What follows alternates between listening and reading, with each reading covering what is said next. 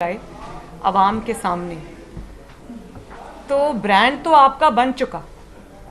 Brand आपका ये है कि नालायकी, नाअहली, करप्शन, झूठ, साजिश, लूटमार, होशरुबा महंगाई, माशी तबाही, बेरोज़गारी, गैर मुल्की गैर कानूनी फंडिंग के मुजरिम, ये है आपका ब्रांड। आवाम की रोटी छीनने का मुजरिम। इस मुल्क में हुकूमत नाम की अगर कोई चीज़ नहीं है तो ये है आपका ब्रांड। तो ये ब्रांड तो अब खुल के सामने आ चुका है। और अब आपकी जो जिस तरह से आप एस्केप करते रहे हैं, भागते रहे हैं, फ़रार इख्तियार करते रहे हैं, अब वो मौका आपको नहीं मिलेगा इंशाअल्लाह ताला। तो रिपोर्ट के ऊपर पहले आ जाएं। 26 टोटल अकाउंट्स थे according to state bank of Pakistan. ये मेरे हकाइक नहीं हैं या ये PMLN के दिए हुए हकाइक नहीं हैं, ये स्टेट बैंक ऑफ पाकिस्तान के हकाइक हैं।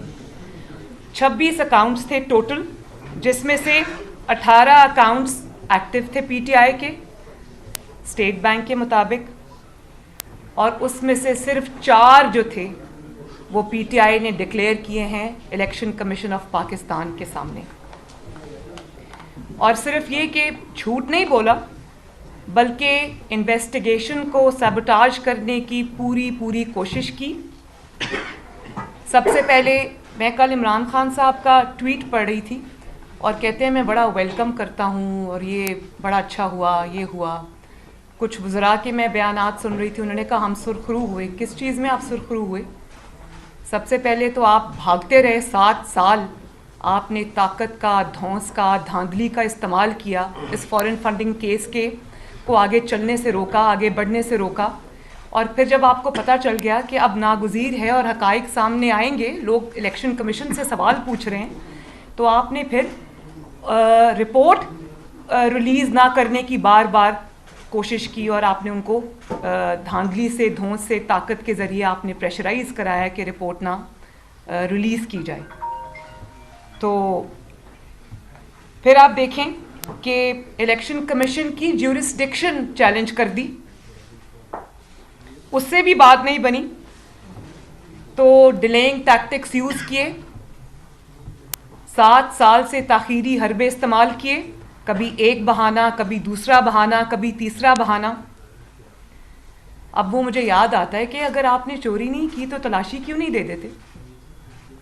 लेकिन बात यह है कि तलाशी देने वाले वो लोग होते हैं जिनके अंदर कोई खौफ नहीं होता कि हमने कोई जुर्म किया। नवाज शरीफ की तरह सीना तान के तलाशी वो लोग देते हैं।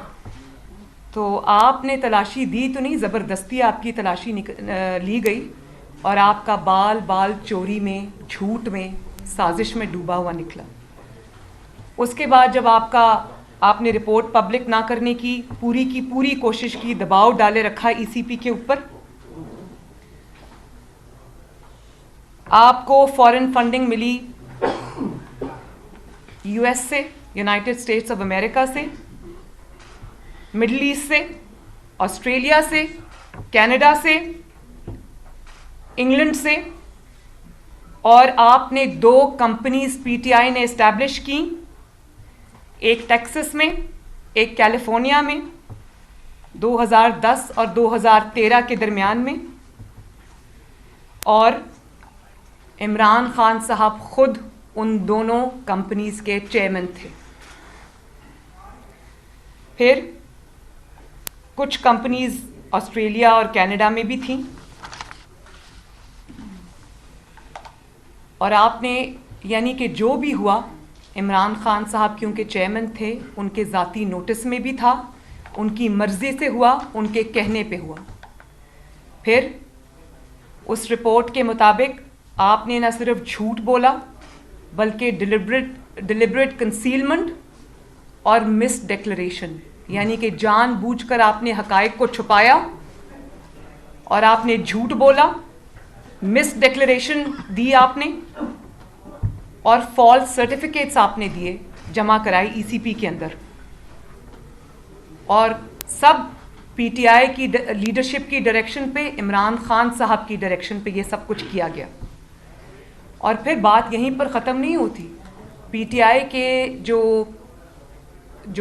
जमात के पास जो ज़ाती इनके मुलाजिम थे, उन 4 मुलाजमीन के नाम पर आपने पैसे मंगवाए इल्लीगली, और ऑफिस स्टाफ के नाम पर मंगवाए।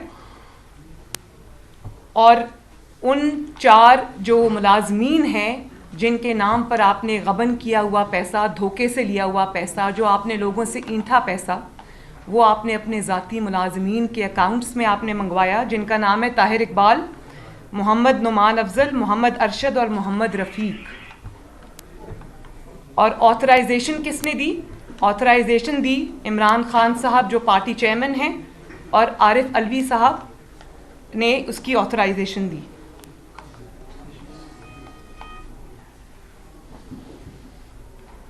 इमरान खान साहब प्रिंसिपल सिग्नेटरी हैं फॉरेन फंडिंग अकाउंट्स के। Being the chairman of the party, आपने false certificates, fabricated certificates ECP में जमा कराए। आपने सारी इंफॉर्मेशन कंसील की, छुपा के रखी, झूठ बोला। आज तक झूठ बोलते आ रहे हैं। और उसके बाद आपने किससे पैसे लिए, कौन से मुल्क से पैसे लिए, किस फॉरेन कंपनी से पैसे लिए, इल्लीगल फॉरेन फंडिंग आज तक एक्सप्लेन नहीं किया कि कितना पैसा किस मुल्क से लिया, किस कंपनी से लिया, कहाँ इस्तेमाल किया, कहाँ से वो पैसा आया, कहाँ खर्च किया। और इस बात का भी जवाब आपको देना पड़ेगा कि एक तरफ आप ये इल्लीगल फंडिंग जो है वो इकट्ठी कर रहे थे, पैसे ले रहे थे, और दूसरी तरफ आप एक मुंतखब वज़ीर आज़म को 2014 में मुंतखब हुकूमत को हटाने के लिए, इल्लीगली अनकॉन्स्टिट्यूशनली हटाने के लिए आप कंटेनर पे सवार थे। वही पैसा जो आप छुपा के इधर उधर से मंगवा रहे थे फ्रॉड करके, वो आपने और तो जहां खर्च किया है वो आपको हिसाब एक ना एक दिन तो देना पड़ेगा, लेकिन आपने वो एक मुंतखब हुकूमत के ख़िलाफ़ भी वो पैसा खर्च किया। बात यह है कि पाकिस्तान का कानून कहता है कि कोई भी जमात फॉरेन कंपनी से फंडिंग नहीं ले सकती। और जब आप फॉरेन फंडिंग से लेते हैं किसी फॉरेन कंपनी से, तो पाकिस्तान का कानून है कि उस जमात को कलअदम करार दे दिया जाता है, उस जमात को तहलील कर दिया जाता है। और आपने सिर्फ ये नहीं किया, अब आप ये देखें कि गैर मुल्की कंपनी से आपने पैसे लिए। एक कंपनी है जिसका नाम है वूटॉन क्रिकेट क्लब, उधर से आपको मिलियंस ऑफ डॉलर्स आए, $2.1 मिलियन टू बी प्रिसाइज। और उस कंपनी के मालिक हैं इब्राज ग्रुप वाले, उनकी कंपनी है ये, जो कि जिनके ऊपर एक बैनुल अक़वामी मुकदमा चल रहा है। और जब उनसे कहा गया, जो मुल्क उनसे पूछगिछ कर रहा है, जब उनसे कहा गया कि आप अपने किसी कॉन्टैक्ट का नंबर दें, तो उन्होंने इमरान खान साहब का नंबर दिया। इतनी क्लोज़ दोस्ती है। और उन्होंने आपको मिलियंस ऑफ डॉलर्स जो है आपको दिए, और वो आप इल्लीगली अनकॉन्स्टिट्यूशनली पाकिस्तान लेकर आए। और फिर कोई इनके डोनर हैं जिनका नाम है मुमताज़ अहमद साहब, उन्होंने आपको कई हज़ार डॉलर दिया। और उसके बदले मैंने पहली दफ़ा एक इमरान खान शख्स देखा है जिसने रिश्वत को, नेकेड रिश्वत को, जिसने डोनेशन का नाम दिया। और आपने रिश्वत उसने दी, आपने ली, वो बात तो अलग है। लेकिन देखें, सबसे बड़ी जो यहाँ पर क्रिमिनल बात है, मुजरिमाना जहाँ पर आपने फेल किया, वो आपने ये किया कि एक तो आपने इल्लीगली लोगों से पैसे लिए, उसके बाद आपने सरकारी ख़जाने से, पाकिस्तान के अवाम के हार्ड अर्नड पैसे से, पाकिस्तान के अवाम के खून पसीने की कमाई से आपने उनको कॉम्पनसेट किया। उस $24,000 जो मुमताज़ अहमद साहब ने इनको दिया, उसको आपने नथिया गली में एक होटल का लाखों डॉलर का कॉन्ट्रैक्ट पकड़ा दिया। और फिर उसको कोई स्पेशल पोजीशन भी अपनी हुकूमत में अता की। तो अगर आपने उस रिश्वत का कोई नेमुल बदल उनको देना था, तो आपको ये हक किसने दिया है कि आप आवाम के जो पैसा है और जो टैक्स पेयर का पैसा है, आप उस पे उनको कॉम्पनसेट करें और उनको फेवर्स दें? ये हक आपको किसने दिया? बात यह है कि इतनी बड़ी चोरियां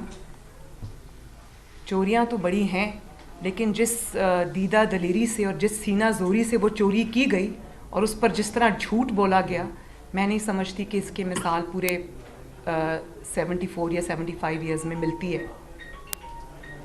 और हमें क्या सुनाया जाता था? हमें बारहा मज़हब का नाम इस्तेमाल किया जाता था, अपने जो काले करतूत है उनको छुपाने के लिए मज़हब का लिबादा उड़ाया जाता था। ये भी सबसे बड़ा जुर्म है। हमें हज़रत उमर की रज़ी अल्लाह ताला अन्हु की कहानियाँ सुनाई जाती थीं, उनके किस्से कोट किए जाते थे, बार बार रियासत मदीना का ज़िक्र किया जाता था और हमें कहा जाता था कि ताकतवर कानून के नीचे होगा तभी इस मुल्क में तब्दीली आएगी। तो मैं आज ये पूछना चाहती हूँ कि आपने अपनी ताकत और धौंस और धांधली का और इस्तेमाल करते हुए आपने क्यों 7 साल इस रिपोर्ट को रोके रखा? आपने क्यों इस जो इन्वेस्टिगेशन है उसको रोके रखा? आपने क्यों ईसीपी पर दबाव डाला कि वो इसको जो है वो ना इस पे आगे बढ़े, ना इसको रिलीज़ करे रिपोर्ट को? तो ताकतवर, जब आपके पास ताकत आई तो आपने ये इस्तेमाल किया ताकत का। हर किसी ने पाकिस्तान में जवाब दिया। नवाज शरीफ साहब ने अपनी 3 नस्लों का जवाब दिया, अपने नाकर्दा गुनाहों का जवाब दिया, मैंने जवाब दिया, मेरे आसपास जितने लोग बैठे हैं मुस्लिम लीग नून के, उन्होंने जवाब दिया। बाकी जमातों ने आपका जो अताब है, आपका जो इंतकाम है वो सहा। आप में कौन से सुरखाब के पर लगे कि आपकी जब बारी आती है आप चुप करके झूठ बोल के ताकत का इस्तेमाल करके आप एहतसाब से निकल जाते हैं? जब आपसे अभी बीआरटी का आज भी एहतसाब करने की इजाज़त नहीं दी जा रही, जो बीआरटी पेशावर में बनी है, उस पर भी आपकी हुकूमत सांप भर के बैठी है। उसके बाद आप आ जाएं, जो गैर मुल्की तोहफे आपने लिए, गैर मुल्की सरबराहों से लिए, और आपने क्या जवाब दिया पाकिस्तान के अवाम को कि मैं नहीं दूंगा जवाब, मेरा जो करना है कर लो। इसी तरह आपने ईसीपी की रिपोर्ट को भी रोके रखा। और ना सिर्फ ये कि फॉरेन फंडिंग की जो आपने जिस तरह से झूठ बोला, गबन किया, आपने माफियाज की सरपरस्ती की। आटा माफिया, चीनी माफिया, एलएनजी माफिया, बिजली माफिया, आपने उन सब को नवाजा। आपके राइट लेफ्ट आगे पीछे सब उन लोगों की एक माफियाज की सरपरस्ती है और आपने उनको मजबूत भी किया और आपने उनकी तरफ से आंखें बंद किए रखी। पाकिस्तान के अवाम उसको भुगतते रहे। उन्हीं की वजह से ये महंगाई आज जो आप देख रहे हैं, महंगाई का जो सैलाब आया पाकिस्तान में, वो सब इमरान खान के माफियाज की वजह से आया।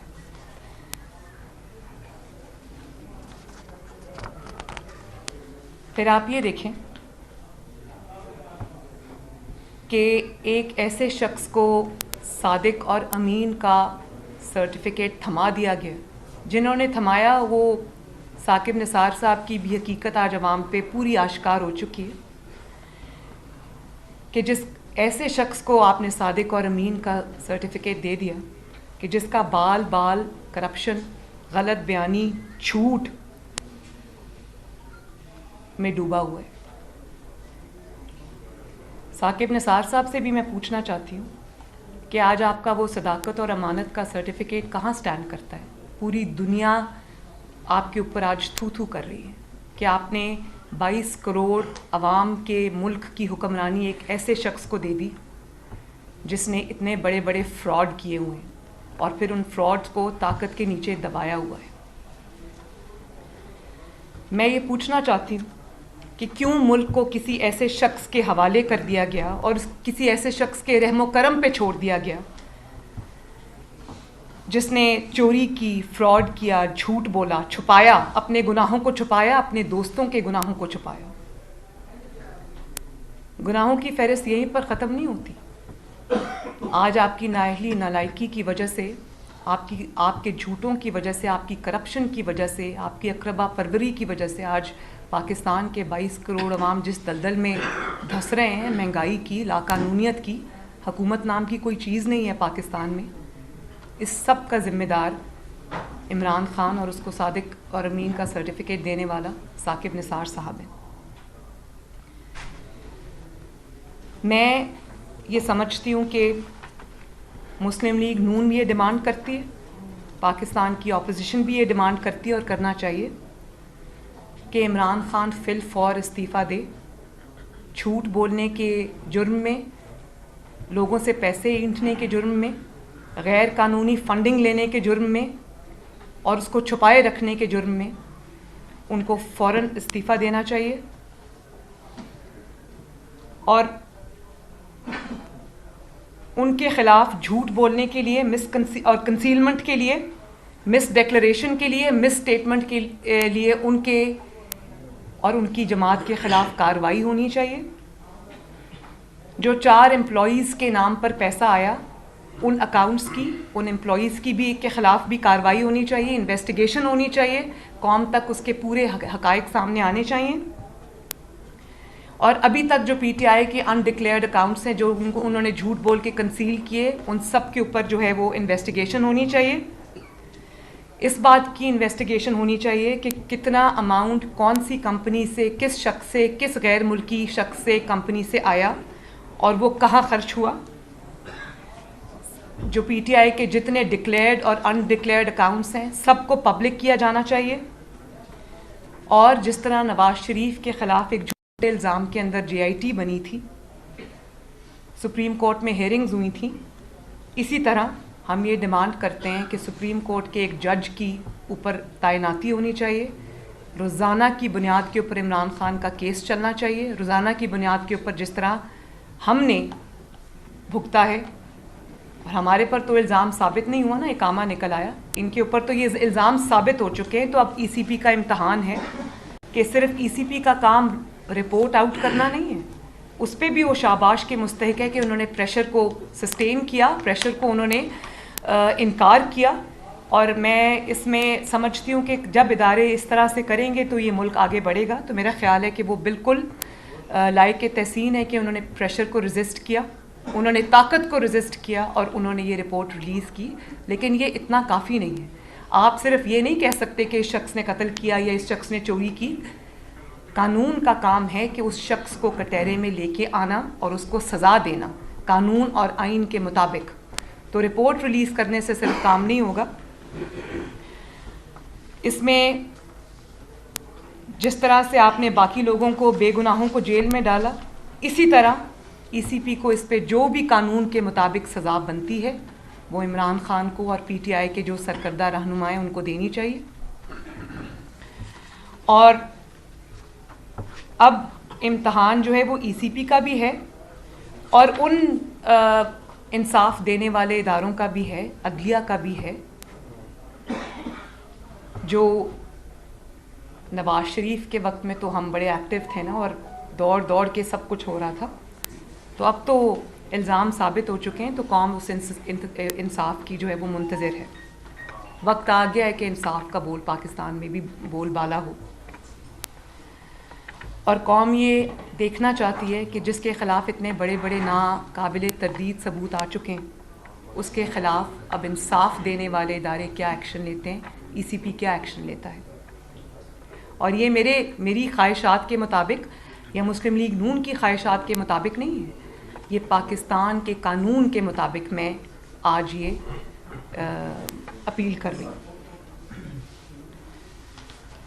तो अब बॉल जो है वो कानून और इंसाफ के इदारों की कोर्ट में है। बीइंग अ पॉलिटिशियन आप काफ़ी क्राउडफुलर हैं, लोग महंगाई से तंग हैं, स्क्रूटनी कमेटी की रिपोर्ट आ गई है, घपलों का इंकशाफ हो गया है, आप समझते हैं कि एहतजाज की हुकूमत हमने नून लीग की है।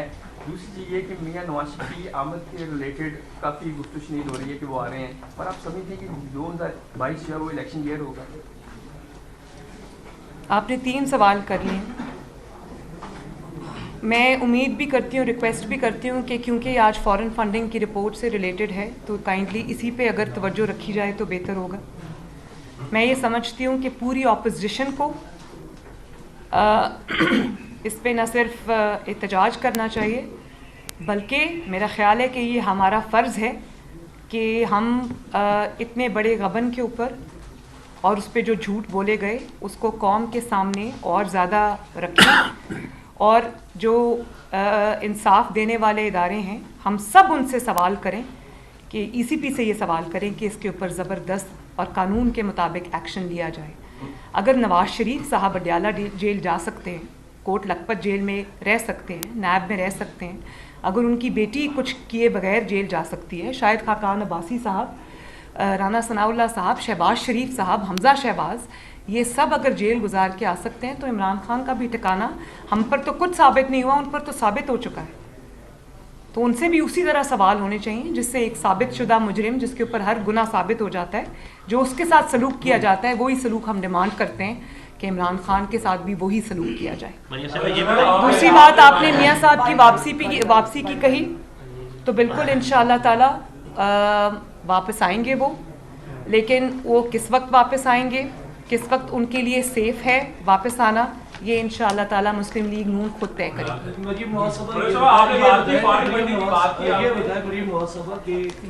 रिसेंटली आपकी एक ऑडियो टेप सामने आई जिसमें आप और बात कर रहे हैं और इस बातचीत पे सहाफियों के लिए लफ्ज इस्तेमाल किए गए भौंकने वाले कुत्ते। क्या आप इस लफ्ज पर माजरत करती हैं कि ये जो लफ्ज इस्तेमाल हुआ है सहाफियों के लिए, ये वाकई दुरुस्त लफ्ज है कि ये लफ्ज इस्तेमाल नहीं होना चाहिए था? पहले तो मेरे से इस बात की माजरत की जाए कि मेरी फ़ोन क्यों टैप किया गया। मेरी एक पर्सनल और प्राइवेट कॉन्वर्सेशन थी परवेज़ रशीद साहब के साथ। किसको हक था कि वो मेरी पर्सनल कॉन्वर्सेशन को टैप करे? वो एक मीडिया चैनल को क्यों दी गई? उसने उसको क्यों ऑन एयर किया? पहले तो मुझे इस बात का जवाब भी दिया जाए और मुझसे उसकी माजरत भी किया जाए। मैं और परवेज़ रशीद साहब या पाकिस्तान के कोई भी दो शहरी अपने ज़ाती गुफ्तगू में, निजी गुफ्तगू में क्या बात करते हैं, इसके लिए मुझे किसी को कोई जवाब नहीं देना है। पहले तो मुझे जवाब इस बात का चाहिए कि एक पाकिस्तान के शहरी की, एक ख़ातून की आपने क्यों कॉन्वर्सेशन रिकॉर्ड की? वो गवर्नमेंट मिनिस्टर्स को मिली और उन्होंने वो एक चैनल को दी। पहले तो मुझसे उसकी माजरत की जाए, फिर मैं आगे बात करूँगी।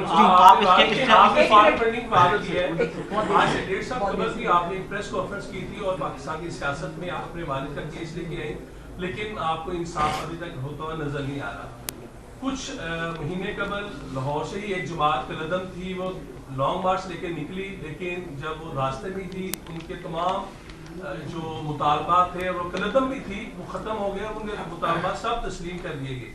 क्या मुस्तकबिल करीब में मुस्लिम लीग नून कोई लॉन्ग मार्च करेगी नवाज शरीफ को इंसाफ दिलवाने के लिए, या सिर्फ समझते हैं प्रेस कॉन्फ्रेंस से आपको इंसाफ मिल जाएगा?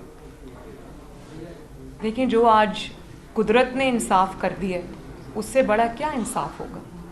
आज दूध का दूध, पानी का पानी जिस तरह हुआ है, जिस तरह नाइंसाफ़ी करने वाले ख़ुद बोल पड़े और जो नहीं बोले उनकी सब चीज़ें आवाम तक पहुंच चुकी हैं, तो इंसाफ तो ये होता है। तो इंसाफ हो चुका है। अब हम मुंतज़िर हैं। नवाज़ शरीफ साहब ने भी ये बात की कि कुदरत ने अपना इंसाफ कर दिया, और अब हम देखते हैं कि पाकिस्तान के इंसाफ करने वाले इदारे कब अपने ऊपर से ये जो धब्बे उन पर लगे हैं ये धोएंगे। और मुझे उम्मीद है कि इंशाअल्लाह ताला पाकिस्तान की जितनी भी अदालतें हैं, अदलिया हैं, जजेस हैं, वो ज़रूर इस चीज़ को देखेंगे कि गुनाहगार को सज़ा मिलनी चाहिए, इमरान खान को सज़ा मिलनी चाहिए, उसमें अब कुछ साबित होने की ज़रूरत नहीं। और जिन बेगुनाहों को सज़ा दी गई है उसका अजाला कैसे करना है ये मैं पाकिस्तान की अदलिया पे छोड़ती हूँ। और ये सब ये बताइएगा कि इसी ऑडियो टेप के ऊपर जो है आप इसके ऊपर लीगली एक्शन लेने जा रहे हैं? जो धौंस और ताकत की आप बात कर रही थी, धौंस और ताकत तो आप भी अपने दौर में इस्तेमाल करती रही हैं, तो क्या एक तो इसका जवाब दे दीजिए और दूसरा लीगली एक्शन लेने जा रही है मुतद्दिस आपकी जो ऑडियो टेप्स आई हैं उसका भी वक्त आ जाएगा इंशाअल्लाह ताला। ये बताइएगा आप पाकिस्तान की वो वाहिद पॉलिटिशियन है जिनके जो दिल में है वो जुबान पर भी होता है। एक्सटेंशंस की भी बातें हो रही हैं, मुस्लिम लीग नून कहाँ स्टैंड करेगी? क्योंकि पहली डील के बाद भी ये हुआ था कि नवाज शरीफ साहब लंदन इसीलिए गए थे कि एक्सटेंशन की बात हो गई थी, तो अब भी अगर वो वापस आते सॉरी, आप प्लीज़ आप अपने हकाइक दुरुस्त कीजिए। नवाज शरीफ साहब लंदन इसलिए गए थे कि उनकी जान को ख़तरा था, और नैब में रहते उनको पता नहीं इन्होंने क्या किया, वो भी हकाइक एक दिन सामने आ जाएंगे। कुछ मेरे इल्म में है, कुछ वक्त सामने लेकर आएगा, अल्लाह ताला सामने लेकर आएगा इंशाल्लाह, कि इन्होंने नवाज शरीफ की सेहत को एक ऐसे जगह तक पहुंचा दिया था कि उनकी ज़िंदगी का हमें पता नहीं था। तो नवाज शरीफ साहब ऐसी हालत में पाकिस्तान से गए थे और वो किसी डील के नतीजे में यहाँ से नहीं गए, अपनी सेहत के लिए गए थे। आखिरी सवाल प्लीज। हर तरफ महंगाई है, तबाही मची हुई है, मुस्लिम लीग नून भी बारहा इस हवाले से बोल रही है, लेकिन इन हाउस तब्दीली समेत जो एहतजाज हैं उनकी सिर्फ तारीखें दी जाती हैं। तो क्या नून लीग की मिसाल उस नेहरू की तरह नहीं है कि जो रूम जल रहा था और वो बांसुरी में जा रहा था? क्या कहें? देखिए इंशाअल्लाह ताला एहतजाज तो हम करते भी रहें और बहुत पुरज़ोर एहतजाज भी हमने किए, आप ये नहीं कह सकते, लेकिन आप इस हुकूमत से आवाम की नफ़रत का अंदाज़ा लगाएं कि आवाम की इस कदर इस हुकूमत के ख़िलाफ़ नफ़रत है और इस कदर हुकूमत के ख़िलाफ़ सेंटिमेंट है कि वो अपोजिशन को भी कसूरवार करार दे रहे हैं कि अपोजिशन कुछ नहीं कर रही। तो ये उसकी नफ़रत का आलम है जो आवाम की इस हुकूमत और इमरान खान के साथ है। अच्छा, तो इंशाअल्लाह ताला पूरी कोशिश ये करनी भी चाहिए, अपोजिशन को सर जोड़ के बैठना चाहिए कि किस तरह से आवाम की शिकायत का अजाला हो और जितनी जल्दी हो उतना बेहतर। जो है वो सामने आती है, क्या वाकई लोग आपसे बहुत खौफजदा हैं कि बार-बार, और आपने एक दफा प्रेस कॉन्फ्रेंस में कहा था कि आपके पास भी वीडियोस हैं, वो क्या लाएंगे सामने? यानी वो जायज़ है टेप करना साकिब निसार की जो ऑडियो? मैंने तो किसी की कोई टेप नहीं, लेकिन वो मैंने किसी की कोई टेप नहीं की। वो नासिर भट्ट तो नॉन लीग का ही है ना? नहीं, लेकिन वो मैंने नहीं की भाई, वो तो चीज़ें आ जाती हैं सामने, कुदरत का अपना तरीका है लेके आने का। लेकिन आप उन टेप्स को मेरी टेप्स के साथ उसका तो मवाजना बनता ही नहीं। मेरी ज़ाती गुफ्तगू है किसी के साथ, उसमें कोई किसी के ख़िलाफ़ साजिश नहीं है, किसी के ख़िलाफ़ कुछ वो नहीं है, तो एक तो उनका मुआवजना नहीं बनता और दूसरी बात ये कि ये चीज़ें ये मेरे करने से नहीं हुई, ये उधर से आई है सब। आखिरी DGISPR ने जो कल की है उसके अंदर उन्होंने डील की बातें भी की, उनके सामने लेके आए किससे हमारी बात हो रही है। तो अयाज सादिक ने पिछले दिनों कहा था कि गैर सियासी लोगों के साथ मुलाकातें हमारी जारी हैं। तो कौन से लोग आप लोगों से मुलाकातें करें, कौन सी डील्स आप लोगों के साथ हो रही है? भाई मुझे ऑनेस्टली नहीं पता कि जो अयाज सादिक साहब ने क्या बात की है और किसकी तरफ उनका इशारा था, मैं नहीं जानती। जब तक मैं उनसे ना पूछ लूँ मैं उसके बारे में कुछ कह नहीं सकती। DGISPR के हवाले से बता दें, जो डील की उन्होंने बात की है तो उन्होंने जवाब दे दिया। और मैं आपको एक बात बता दूं और कि डील की ज़रूरत उन लोगों को होती है जिनकी आवाम के अंदर जड़ें नहीं होती और जो डील की तरफ देख रहे होते हैं। जैसे इमरान खान ने 2018 के इलेक्शन से पहले जो भी किया वो सबके सामने है। जब आप सारे बाई इलेक्शंस उठा के देख लें, आप आवाम का सेंटिमेंट उठा के देख लें, सब जब नून लीग के हक़ में है अल्हम्दुलिल्लाह। नून लीग की आज याद सबको आ रही है, नवाज शरीफ साहब की, शहबाज शरीफ साहब की याद सबको आ रही है और लोग उनको ये आवाज़ दे रहे हैं और ये कह रहे हैं कि जिस तरह आपने मुल्क को 2013 में ठीक किया था अल्लाह ताला के फजल करम से, इस महंगाई से, इस लाकानूनियत से, इस नालायकी और नाअहली से निजात पाने के लिए लोग अब दोबारा नवाज शरीफ साहब और शहबाज शरीफ साहब की तरफ देख रहे हैं। तो हमें किसी डील की ज़रूरत नहीं है। हाँ, मुस्लिम लीग नून सिर्फ एक चीज़ चाहती है, एक चीज़, और वो है फ्री एंड फेयर इलेक्शन, क्योंकि अल्लाह ताला के बाद हमें पाकिस्तान की आवाम पे भरोसा है। Thank you.